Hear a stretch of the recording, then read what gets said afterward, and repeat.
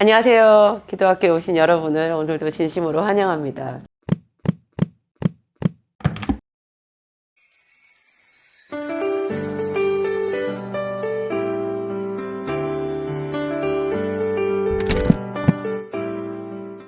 제가 지금 기도학교 교재로 쓸 암송 노트를 만들고 있거든요. 처음에 제가 300구절 정도 할까 500구절 할까 이렇게 하다가 깜짝 놀랐어요. 하다 보니 여러분 이제 제가 거의 다 하긴 했는데 1000구절이 넘었어요.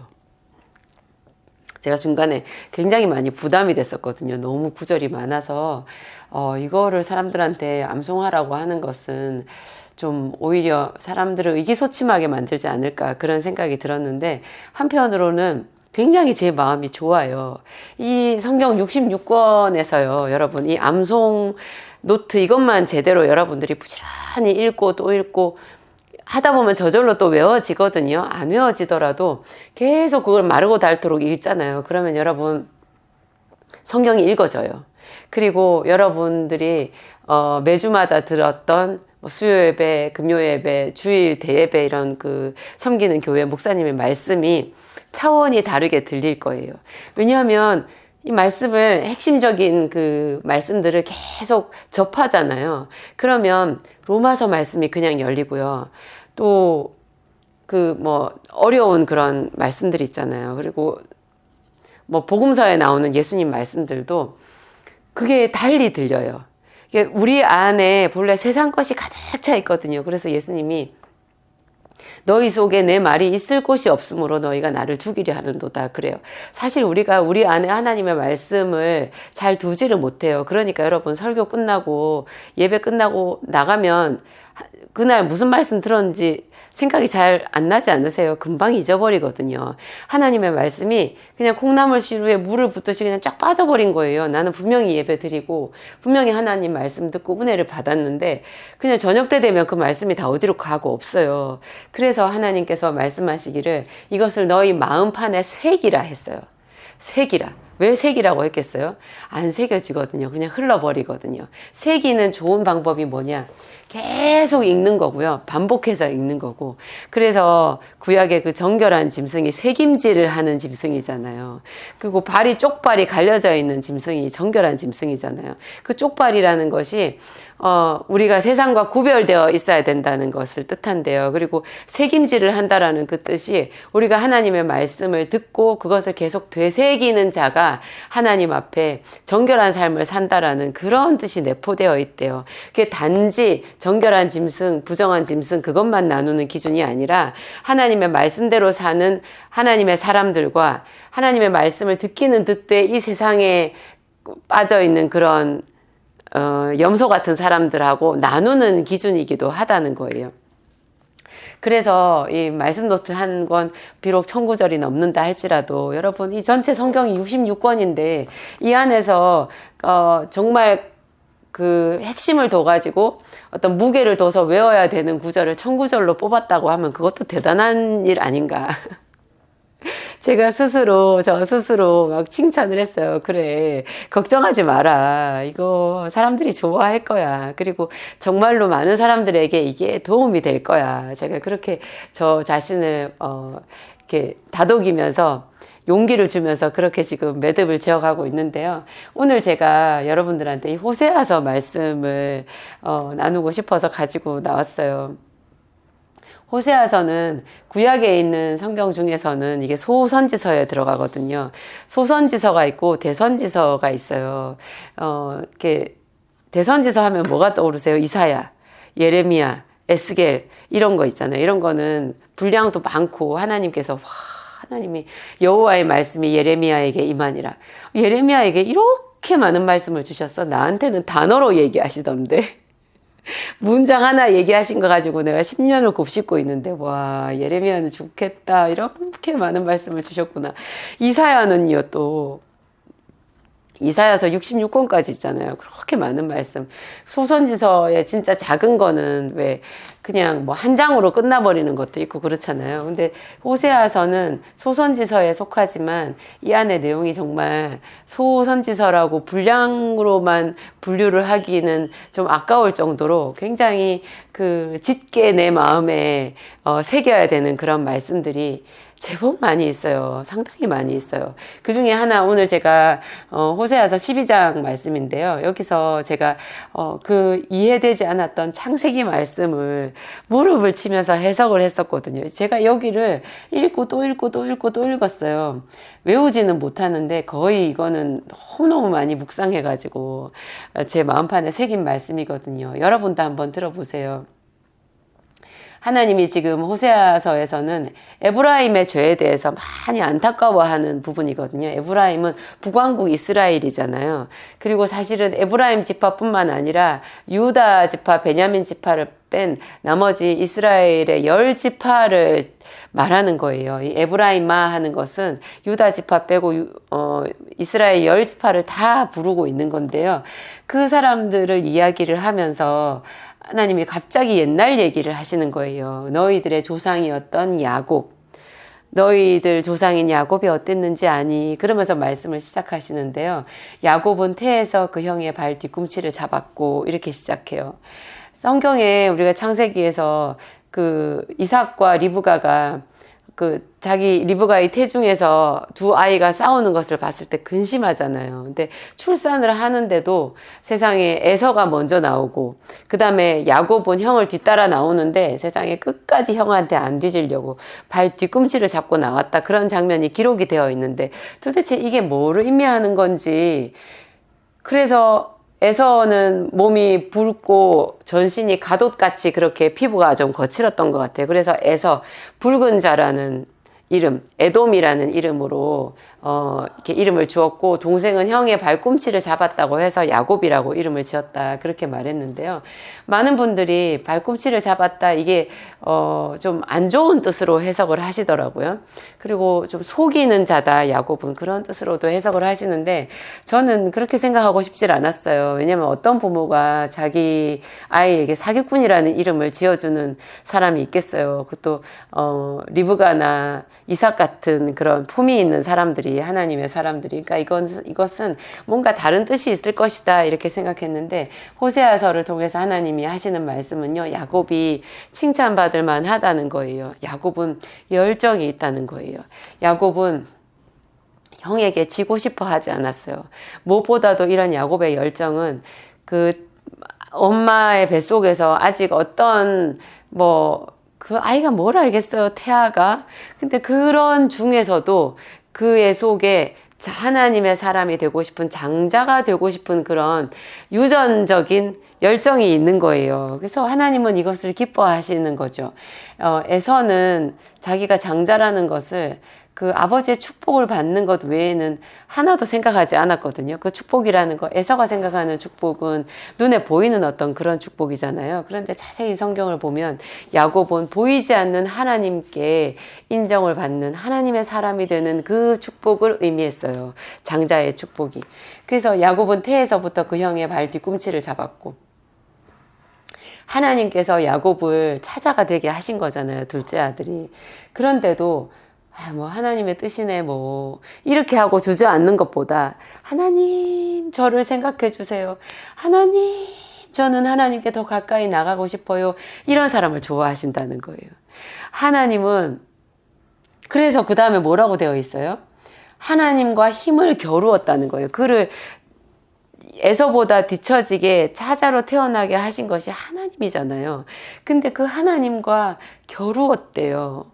그 하나님께, 그래요, 하나님, 어쩔 수 없지요, 당신이 선하시니까, 이렇게 하지 않고 끝까지 하나님께 자기한테 장자의 복을 달라고 그렇게 매달리는 것을 하나님은 좋아하신 거예요. 울면서 그에게 간구하였으며. 그래요, 울면서 간구하는 것. 하나님은 그러신 것 같아요. 이렇게 열정을 좋아하세요. 하나님 자신이 열정이 있으시잖아요. 그러니까 범죄한 우리를 그렇게 사랑하시고, 이게 바로 앞에 호세아서 11장 8절 뒷부분에 보면요, 내 마음이 내 속에서 돌아서 나의 긍휼이 온전히 부릴 듯 하도다, 이런 말이 있어요. 하나님은 불이에요. 엘리야가 하늘에서 불이 임하게 했잖아요. 엘리야의 하나님은 불의 하나님이라고 하잖아요. 그 불, 우리를 사랑하시는 불인 거예요. 우리가 죄를 지어서 하나님의 그 정의가 우리를 용납하지 못하는데도 하나님은 다시 사랑하시는 거죠. 그래서 내 마음이 내 속에서 돌아와서 나의 긍휼이 불일 듯한다. 이 불일 듯하는 이 하나님의 형상을 그대로 본받은 사람이 하나님을 사랑하기를, 뜨겁게 사랑한다, 하나님께 간구하기를 울면서 간구한다, 이런 사람인 거예요. 그래서 하나님과 힘을 겨루어서 이겼대요. 하나님이 차자로 태어나게 하셨지만 결국 하나님이 야곱을 이스라엘, 하나님과 겨루어서 이겼다라는 그런 칭호를 주시잖아요. 그게 하나님이 져주셨다라는 거예요. 그럴 정도로 하나님께 간절히 기도하는 그 사람을 하나님께서 좋아하신다는 거죠. 그리고 하나님은 베델에서 저를 만나셨고 거기서 우리에게 말씀하셨나니. 사실 베델은 야곱이 돌베개를 하고 자던 곳이었고요. 하나님이 거기서 야곱의 꿈에 나타나셔서 야곱에게 계시를 해주셨잖아요. 내가 너희 누운 곳을 하여튼 너에게 주겠다. 너와 너의 자손에게 주겠다. 내가 너에게 약속한 것을 다 이루기까지 너를 떠나지 아니하리라. 그러면서 그 위에 하나님의 보좌가 보이고 그 올라가는 사다리가 보이면서 그 천사가 오르락 내리락 하는 게 보였다고 그랬어요. 그런데 이게 거기서 하나님이 야곱에게 꿈에 말씀하신 장면이지만 사실은 그게 거기서 하나님이 우리에게 말씀하셨다는 거예요. 성경에 나와 있는 모든 것은요, 사실 아브라함한테 하신 말도 야곱한테 하신 말도 지금 나에게 하는 말이거든요. 그래서 우리가 성경을 읽잖아요. 나랑 상관없는 옛날 옛적 캐캐 묵은 이야기를 뭐하러 보겠어요. 그래서 성경은 하나님의 책인 거예요. 이게 3000년 전, 4000년 전 이야기를 담고 있다고 하더라도 이 안에서 지금 오늘을 살아가는 나에게 주시는 말씀이 그대로 이 속에 들어있거든요. 네가 믿느냐? 네가 이 하나님을 믿느냐? 너도 야곱처럼 구해보렴. 너도 네 운명을 바꿀 열쇠가 나 하나님께 있다라는 것을 믿는다면 나에게 끝까지 간구하고 기대를 저버리지 말아라. 그렇게 말씀하시는 거예요. 나는 만군의 하나님 여호와시라. 저는 만군의 하나님 여호와시라. 여호와는 그를 기억하게 하는 이름이니라. 네가 내 이름을 기억하라는 거예요. 야곱에게 어떻게 행했는지 그거를 기억하라는 거예요. 그 다음에 또 12절에 보면 옛적에 야곱이 아람들로 도망하였으며, 아람들로 왜 도망했어요? 자기 형 에서의 축복을 형인 척하고 가로챘는데 그게 발각이 됐어도 야곱은 그 받은 축복을 무르고 싶지 않았던 거잖아요. 그래서 차라리 자기가 한 번도 어디 집 밖에 나가 본 적이 없는 그런 온순한 사람, 집에서 양을 치고 어머니의 주방에서 일하기를 좋아하던 그런 온순했던 야곱이 들사람처럼 아람들로 도망하는 그 길을 차라리 택한다고 하더라도 하나님께서 주시는 그 복을 무르고 싶지는 않았던 거예요. 그런 거를 하나님께서 지금 여기서 말하고 있는 거예요. 너도 나를 사랑해라. 그 야곱의 자손이지 않느냐. 너도 나에게 그와 같이 열정을 품고 기도를 해봐라. 나는 하나님이 아니냐. 그 얘기를 하시는 거예요. 이스라엘이 아내를 얻기 위하여 사람을 섬기며 아내를 얻기 위하여 양을 쳤고, 이스라엘이 그렇게 고생을 했다라는 거예요. 자기 아버지 이삭의 아들로서 집에서 편안하게 살 수 있었는데, 하나님께 복을 받기 위하여 그분께서 주시는 그 영적인 복, 그것을 받기 위하여 기꺼이 아람들에서 외삼촌 라반에게 착취당하는 그 삶 속에서 하나님을 의지하고 하나님을 붙잡는 그걸 선택했다라는 거죠. 그래서 사람을 섬기며 아내를 얻기 위하여 양을 쳤고, 참 라반이 못됐잖아요. 외삼촌 라반이 야곱을 속였고 야곱의 노동력을 착취했어요. 그러면 흔히 요즘에 우리 같으면 어떻게 해요? 우리 권리를 찾아야 되잖아요. 재판을 걸고 또 법정 싸움을 가고 내 권리를 찾는 그런 길을 갈 거예요. 그런데 가만히 이런 성경을 들여다보면요, 하나님은 그런 거 싫어하시는 거예요. 하나님은 차라리 뺏기면 뺏겨라. 너는 나를 바라지 아니하느냐. 내가 너에게 복을 줄 하나님이 아니냐. 그 얘기를 하는 거예요. 야곱은 외삼촌 라반에게 속아서 그런 불공정 계약을 체결했고 노동력을 착취당했지만 그 속에서 더 하나님께 기도해가지고 자기 형 에서를 속이면서까지 자기가 받기를 바랬던 그 영적인 축복의 문이 그 사기꾼 외삼촌 라반의 집에서 하늘에서 터지기를 원했던 거예요. 엘리야 시대 때 하늘에서 불이 내렸던 것처럼 이 아람들에서도 하나님께서 하늘에서 은혜를 내려주셔가지고 자기를 외삼촌의 모든 착취에도 불구하고 부자가 되게 해주실 수 있다라는 것을 야곱은 믿었던 거죠. 그렇게 하려면 자기가 뼈골 빠지게 더 일해야 돼요. 더 일해야 돼요. 하나님이 그렇게 사람을 섬기며 아내를 얻기 위해서 양을 치고 죽을 고생을 하면서 일하는 그 야곱을 측은히 내려보시고 그 야곱의 모든 손의 수고에 거부가 되는 업으로 응답해 주셨던 거죠. 이런 게 하나님이 우리에게 어떻게 살아야 될지를 말씀해 주시는 것 같아요. 네가 사기도 많이 당하고 또 어떻게 살아야 될지 지금 막막하고 답답하고 억울하다고 할지라도 너는 사람들 원망하지 마라. 나를 바라봐라.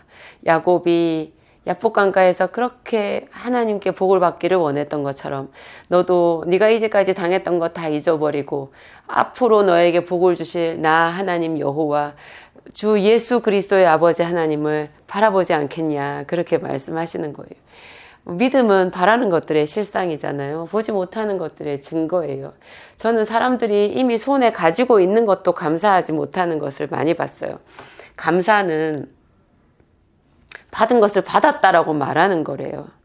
참 저희 목사님 설교인데 제가 잊을 수가 없는 교훈이에요. 감사는 감사합니다. 잘 받았습니다. 이렇게 말하는 거래요.